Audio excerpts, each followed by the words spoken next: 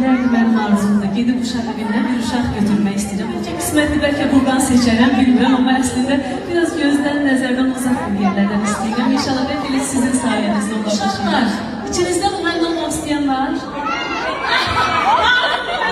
İstəyən olacaqsan? Ən çox müğənni olmaq istəyən var?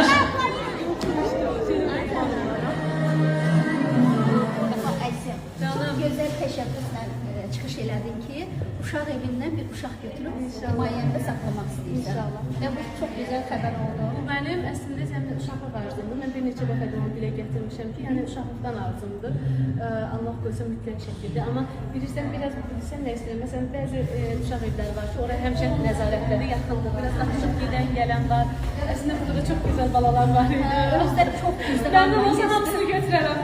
Hamısı da müğənni olmaq. İnşallah arzumda Allah hər kəs arzusuna çatdırsın. Mən ən böyük arzularımdan biri də hətta o qız uşağını istəyirəm. İnşallah. 2 övladım var, 3-cü də olacaq və o gözəl anı bizi işıqlandıracaq. İnşallah. Teşekkür ederim. Çok sağ olun. Çok sağ olun. Yüreğine kurban